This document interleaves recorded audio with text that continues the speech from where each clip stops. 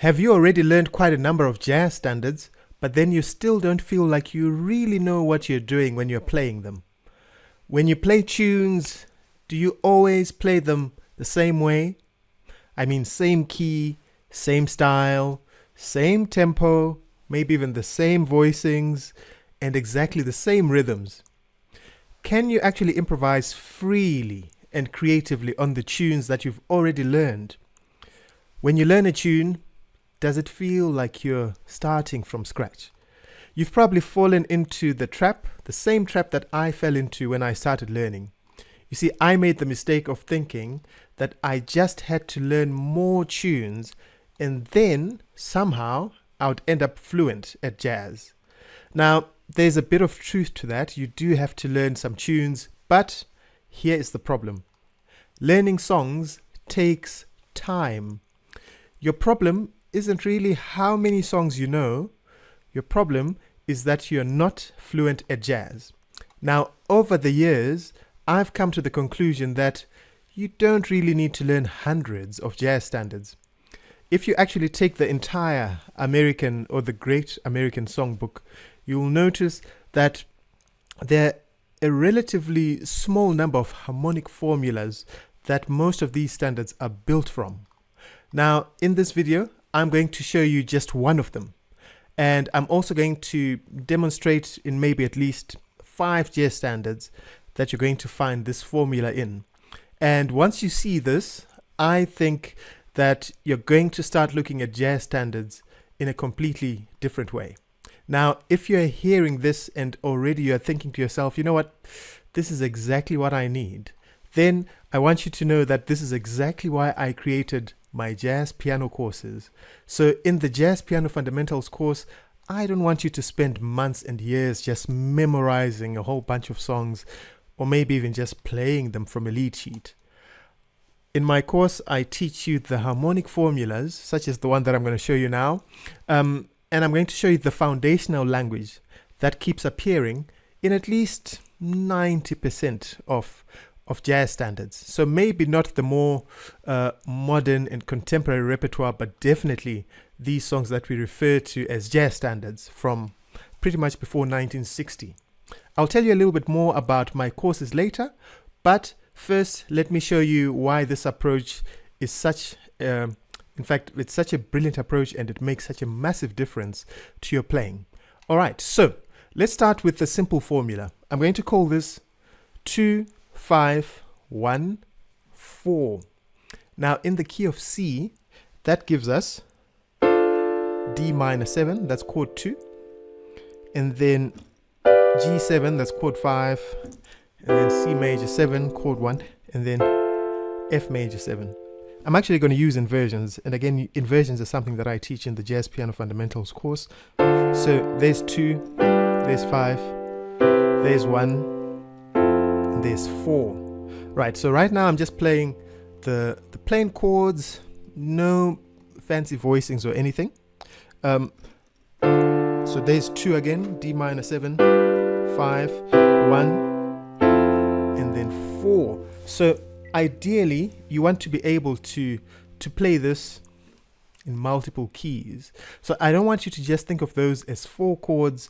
I want you to think about them as a harmonic formula, a pattern, a chunk of information. So it's really something that as soon as you see it, you want to be able to recognize it. And then you, like I said, you want to be able to play it in any tune. So, I mean, in any key. So like right now, I was in the key of C, right?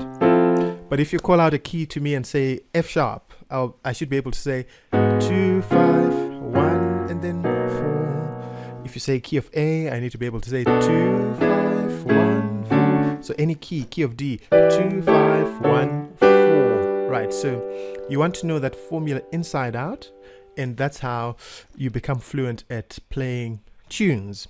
Okay, so we are going to analyze a few songs that actually make use of this harmonic formula. Okay, right, so Autumn Leaves is a good one. So I'll play it in the key. In fact, before I even say what key I'm playing it in, normally when I say autumn leaves to someone who's learned the song, and I mean, this might even be you. So if you've learned the song, let's say from a lead sheet, you might be thinking, autumn leaves, that's in the key of B flat. And some people say G minor because it's pretty much the same thing. You know, G minor is the relative of B flat. Okay, so you're probably thinking, oh, yeah, I know autumn leaves goes C minor 7 to F7 to B flat major 7 to E flat 7. I mean, E flat major 7. But you know what? That's okay. And what I really want is for you to just go one level deeper than this. So instead of saying, okay, those are the chords, I want you to actually ask yourself a few questions, right? So I want you to be asking yourself, well, what's the harmonic formula that's being used here? Or what's the harmony underneath the song? I think that it might be more useful for you to think about autumn leaves as a 2-5-1-4. So this means I can actually play it in any key because I know the formula. So I can say to myself, okay, B flat, yes, there's chord 2, there's chord 5, there's chord 1, and there's chord 4, right? If I'm in the key of C, because I showed you the 2-5-1-4 in the key of C, that simply means I have to play. So there's chord 2, there's 5, there's chord 1, there's chord 4. Okay. And again, knowing the formula means any key. So if you say to me key of G, I'm already thinking 2, 5, 1, 4. And if you say key of E, there's 2, 5, and then there's 1, and then there's 4. Okay, so interesting enough, Autumn Leaves is one of the first tunes that I teach inside my Jazz Piano Fundamentals course. And this song is not necessarily the end goal. So our goal is not just to learn Autumn Leaves. The goal, or rather the song, is the tool that we use to learn harmonic language. So what we'll then do is we take that harmonic language out of the tune. So now we've extracted from the tune that there's this thing called a 2-5-1-4, and then we practice it in different keys, and then we bring it back into the tune. You know, so that's how I like to work. And what it means is we're not simply memorizing Autumn Leaves. We are extracting something that's, or rather, we're extracting something from it that's much deeper and way more useful, and something that we can actually use in other songs. So what I would actually like to do is to try this somewhere else. So why don't we take a song like Fly Me to the Moon, right? So again, as soon as I say Fly Me to the Moon to someone who's maybe learned it from a lead sheet or from anywhere really, they're thinking, key of C. And not just key of C, but they're thinking, you're talking about A minor 7, going to D minor 7, to G7, to C major 7. But I prefer to think about the harmonic formula underneath the song. So if you remember, we said 2-5-1-4, right? 2-5-1-4. So if I just take the first chord of the song. First chord, that was something different. Okay. To be precise, it was chord 6. So the song is going, fly me to the 2, and then go to 5, then go to 1, and then after that go to chord 4. Okay, and so forth and so forth. So we're not going to do the entire song. All I'm doing is showing you that the same harmonic formula that we used in Autumn Leaves is the same formula that's used in Fly Me to the Moon. And because we know the formula, that means we can take this again and play it in any key, right? So if you said to me key of D flat, I'm like, okay, that's cool. There's 2, and then 5, and then 1, and then 4. If you said key of B, I'm like, that's fine. So I'll play my chord 6, there's 2, and then there's 5, and then there's 1, and then there's 4. Okay, so one formula, multiple songs. So let's take the same formula and let's see how we can use this on the song All the Things You Are. So again, someone is probably thinking, oh, All the Things You Are, that's in the key of A flat.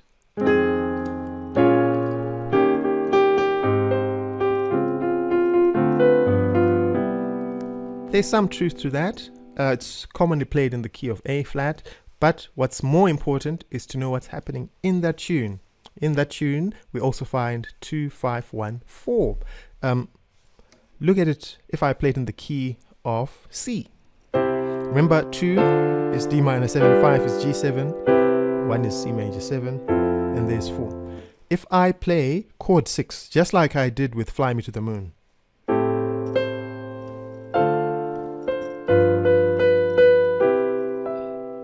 so what did I do there? I played that chord 6, but immediately after that, I inserted my harmonic formula 2, 5, 1, 6. So there's chord 2, D minor 7.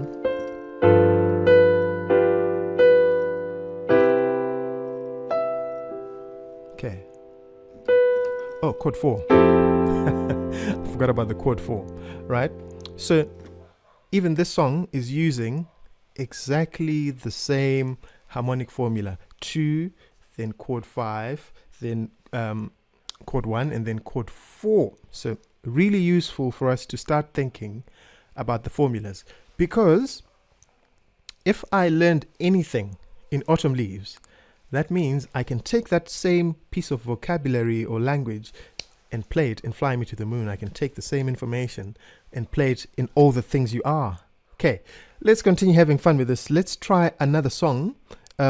A song that this could work very well on is Here's That Rainy Day. So remember I said 2 is in the key of C, right? D minor 7 to G7 to C major 7 to F major 7. So for this to work, for me to show you exactly in Here's That Rainy Day, I have to play it in calculating in the key of A.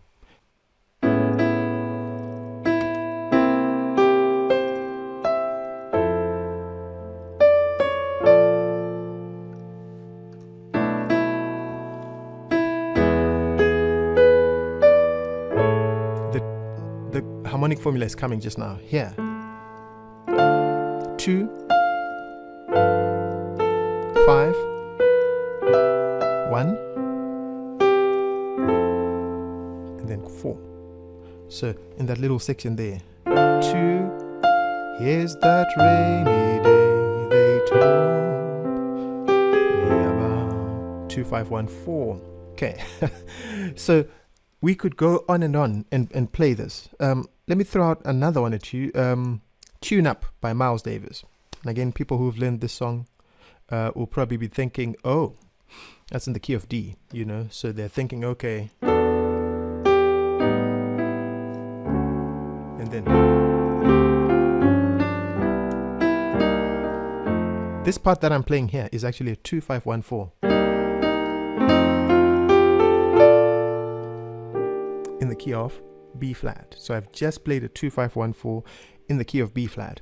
So if maybe to just make the point that there was really a 2, 5, 1, 4, if I say to myself, let me take that song, maybe I'll play it in the key of E actually.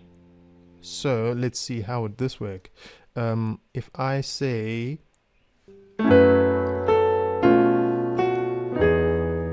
and then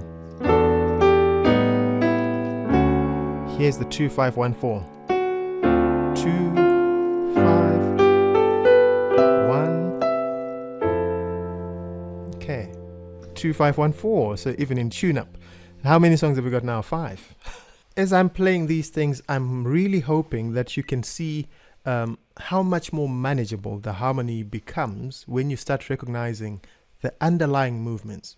So instead of you trying to memorize like a long sequence of individual chords, you know, you start recognizing the formula 2, 5, 1, 4, you know, instead of saying, here's that rainy day is in the key of G.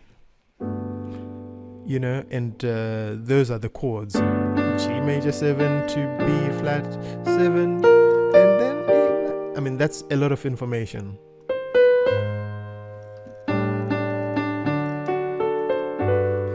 Here, you should just know that in the key of B flat, you're going to play a 2-5-1. There's the 1, and then there's the 4. Okay, so very, very important that we think in terms of harmonic formulas. And I know I've promised 5 songs, but Body and Soul has just come to my mind as well. And again, people will be thinking, oh, that's in the key of D flat. We've got to start changing the way we think about songs. So Body and Soul is simply 2-5-1-4. There's 2. There's 1. Ba-dee-da, chord 4. Even that progression is in Body and Soul. I think that's probably either the most covered or most recorded jazz standard of all time. It's all using the same thing. So instead of thinking about 100 songs, you know, so being fluent isn't, ooh, I've memorized these 100 songs. Being fluent means I understand what's happening when I either hear or see the harmony. Now, that's a completely different way of thinking about things. And it's the way that I encourage you to learn, and it's the way that I teach my students. At this point, I'd like to challenge you.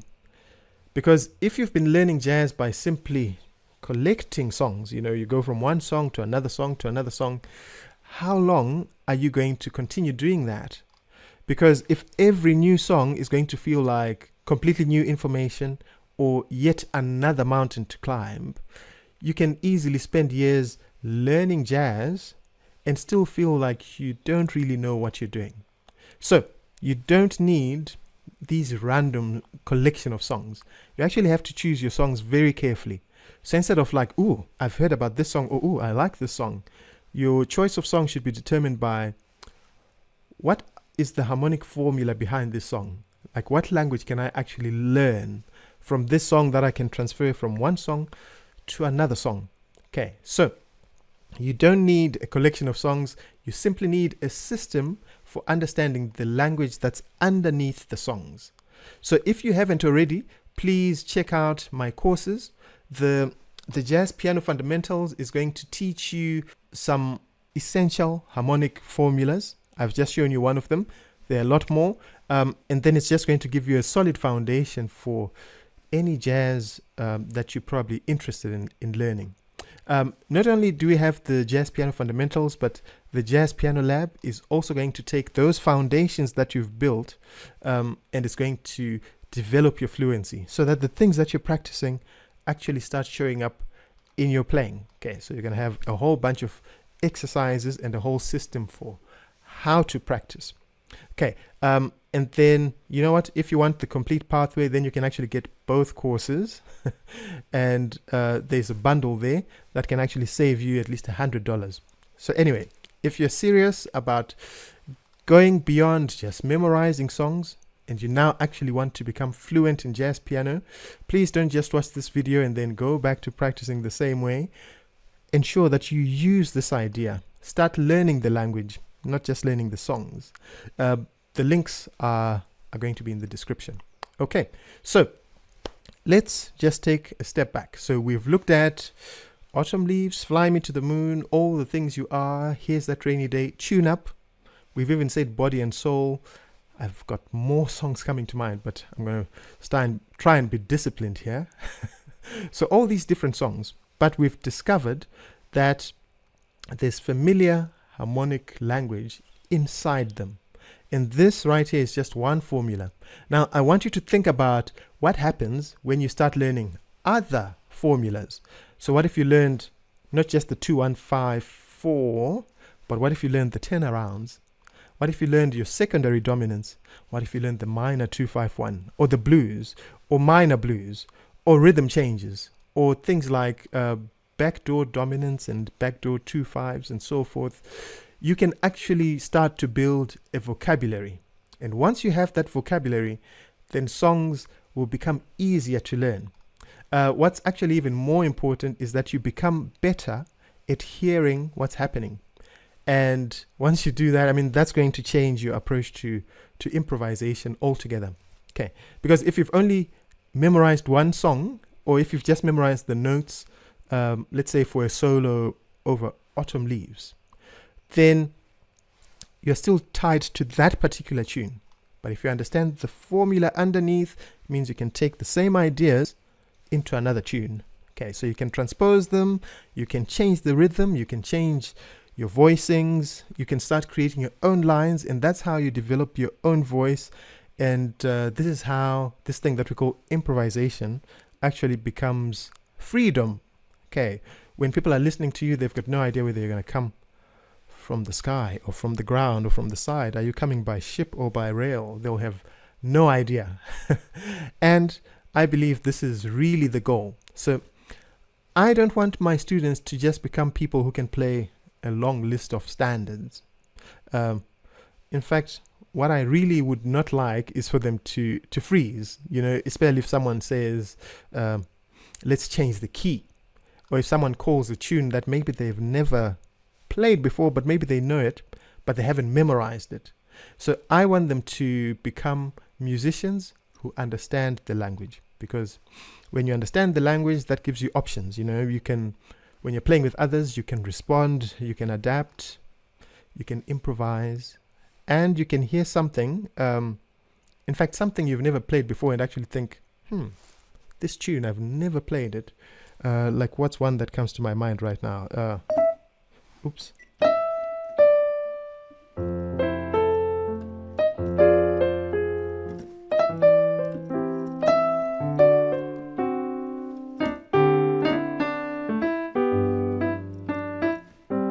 Actually, this song has a 2-5-1-4 in it. This is called I Can't Believe That You're in Love With Me. The reason I've brought this up is because I was listening to it just the other day, So here, I know this is chord 4. Minor 4.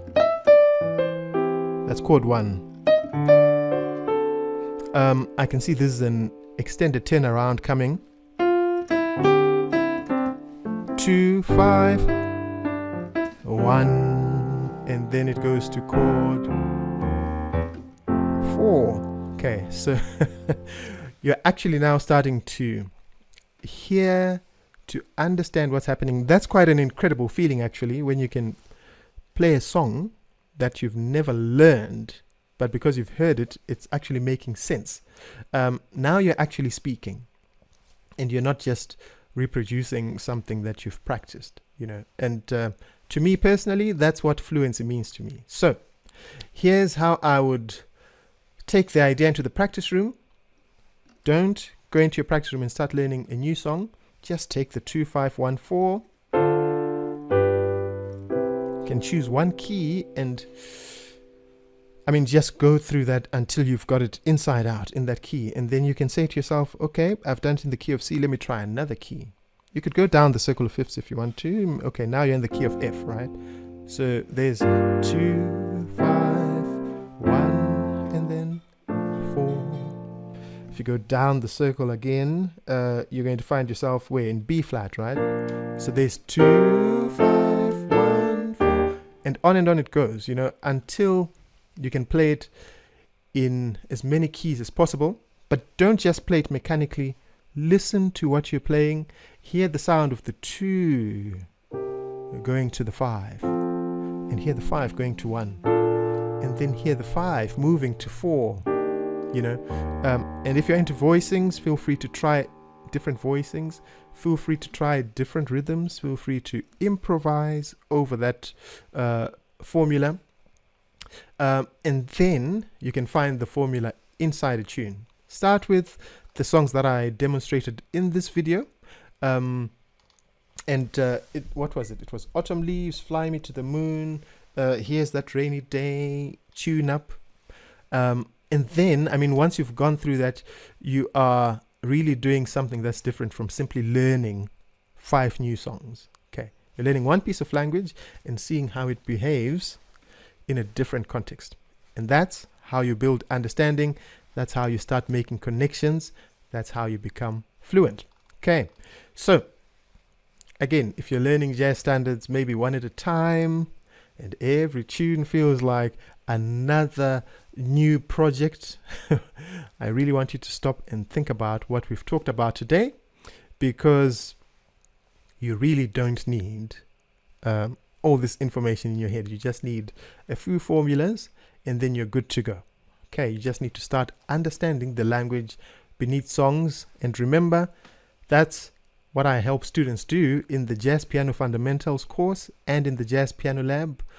Fundamentals are giving you the foundation, the chords, the progressions, the harmonic formulas that you need to understand jazz. Okay, and in the lab, we are drilling these things. And don't forget, there's a bundle that will save you $100 compared to buying the two courses separately. So if you're serious about becoming the kind of jazz pianist who can just sit down, even with a new tune, and actually understand what's happening, then please don't make the mistake of learning song after song.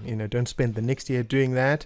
Build your language, learn the formulas, drill them in multiple keys, find them in multiple songs, and then eventually you're going to realize that these several mountains that you're trying to climb, you've already climbed most of them. Okay, so the courses are going to be linked below. If you're not subscribed, please click that subscribe button to show your support. I'd really appreciate that. And if you've got comments or questions, please put them in the comment section. Give us a thumbs up if you like it, and I hope to see you in the next video.